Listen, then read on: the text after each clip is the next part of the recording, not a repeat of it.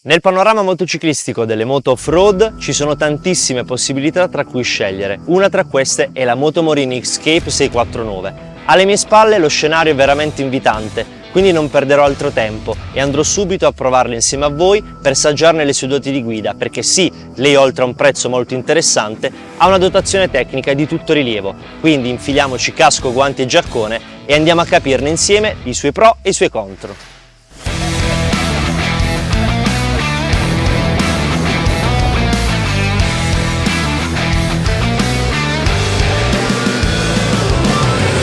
Presentata ben 5 anni fa ormai, ad EICMA 2019, lei lanciò la rinascita del brand, fondato a Casalecchio di Reno, con una linea molto accattivante, riconoscibile da un'estetica filante, ricca di dettagli caratteristici che la resero più riconoscibile rispetto alle altre. Seppur non con il peso più leggero della sua categoria, con una buona aerodinamica e di un ottimo spazio a bordo, anche per i viaggi di coppia si fa perdonare le difficoltà di manovra da ferma.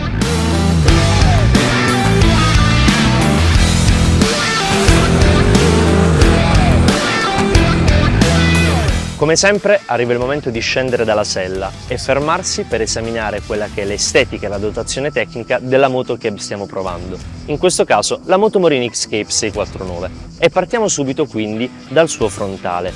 La colorazione in questo grigio opaco ne risalta sicuramente tantissimo le forme. L'illuminazione è completamente full LED, abbagliante, anabagliante, così come per le frecce che sono state collocate un po' più in alto per poter essere sempre ben viste da chi è con noi sulla strada.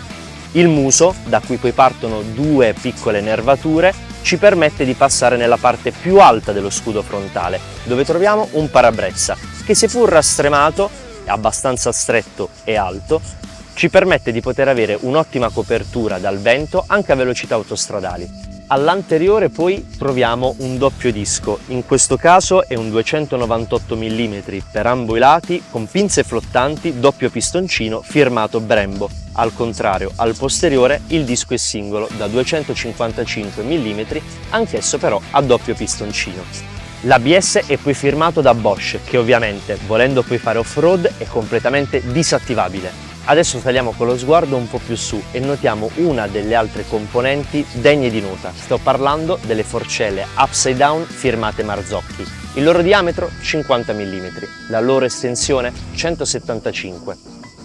Loro sono regolabili nel precarico della molla, così come dispongono del controllo idraulico sia per l'estensione che per la compressione. Al posteriore invece troviamo leggermente sfalsato sulla destra il mono firmato Kayaba, in questo caso con un'estensione di 165 mm. Anch'esso è regolabile nel precarico sulla molla, ma il controllo idraulico è solo per l'estensione. Saliamo adesso con lo sguardo e quindi focalizziamoci sul cuore di questa moto. Il suo è un telaio in acciaio a traliccio, mentre il braccione del posteriore è in alluminio.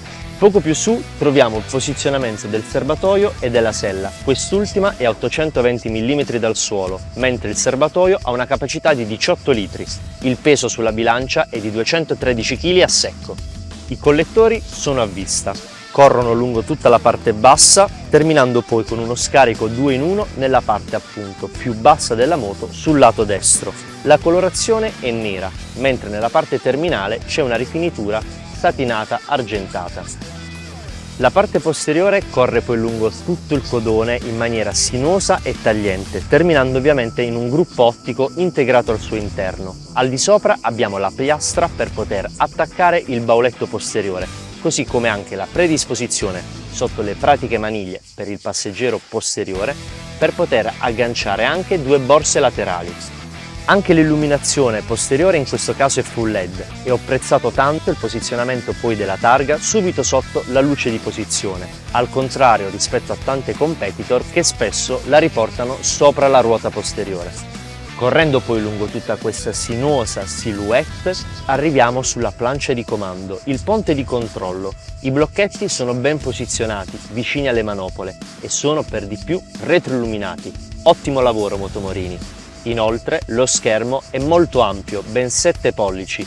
Sono tante le informazioni presenti all'interno del computer di bordo. Peccato solo non vengano riportati i chilometri di autonomia, se non fatta eccezione nel momento in cui arriviamo in prossimità della riserva.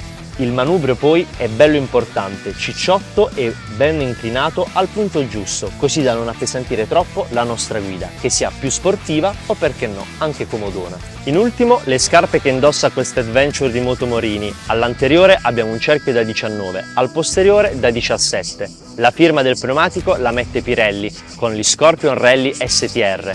All'anteriore 110-80, al posteriore 150-70.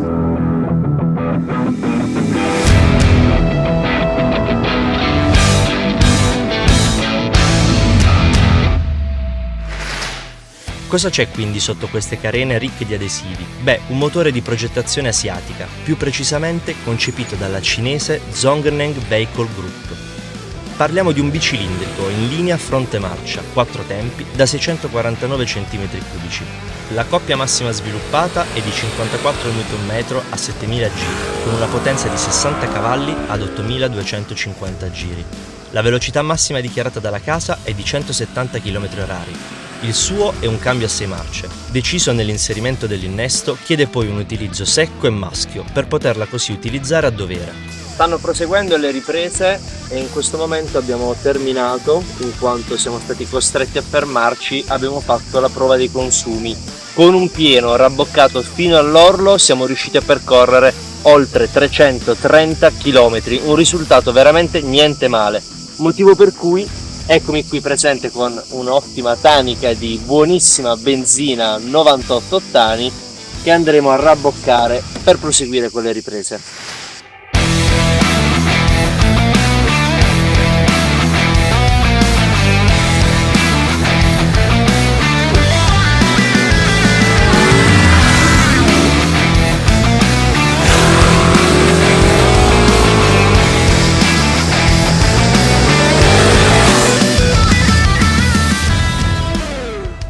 In sella a questa Moto Morini X-Cape 649 ci siamo divertiti veramente tanto.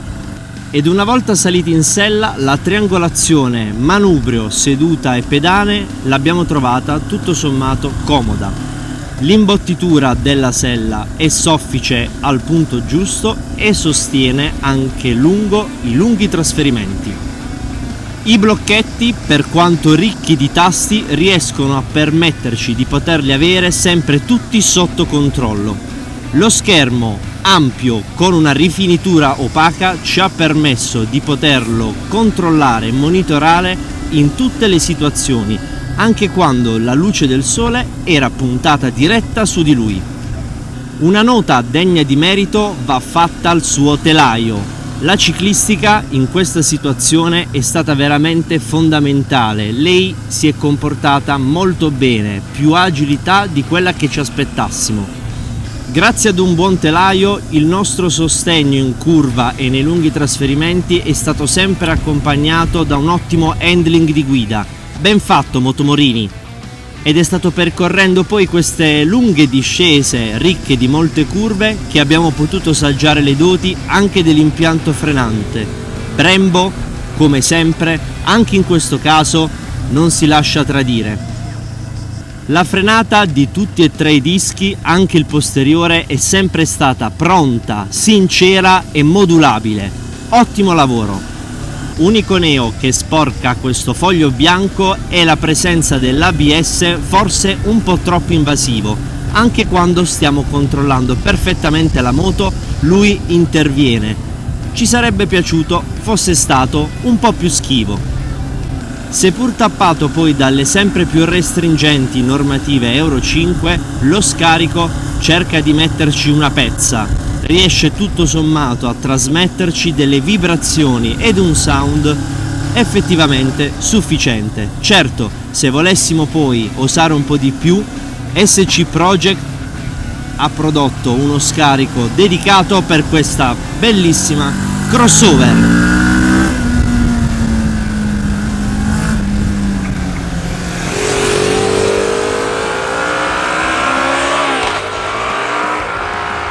Seppur lei abbia un baricentro abbastanza alto, il serbatoio si fa perdonare grazie alla sua ampia capacità di carico.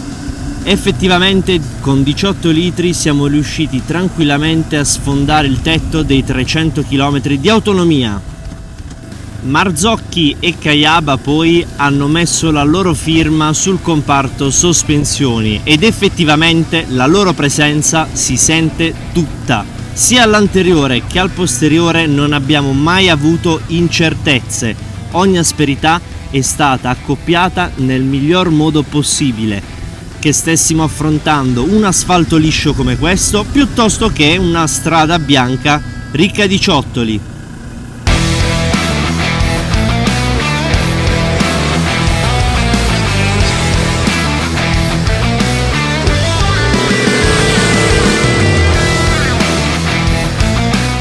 Carrara White, Red Passion, Smoky Antracite, come quella della nostra prova. Sono queste le 3 colorazioni disponibili per la Moto Morini X-Cape 649. Lei è disponibile a un prezzo di 7.190 euro, con cerchi in lega. Nel nostro caso, montando i cerchi a raggi, il prezzo sale a 7.490 euro e nel caso in cui li voleste poi dorati, il prezzo è di 7.690 euro. Per me è tutto. Lei mi ha convinto, come tutte ben si sa, ha pro e contro. Voi cosa ne pensate? Fatecelo sapere qui sotto nei commenti, iscrivetevi al nostro canale, non dimenticate di attivare la campanellina per tutte le notifiche sui prossimi contenuti che andremo a pubblicare, seguiteci anche sulle nostre pagine social Facebook, Instagram, TikTok e non dimenticate il nostro sito www.wedrive.tv dove troverete l'articolo completo sul test ride di questa grande adventure. Al prossimo video!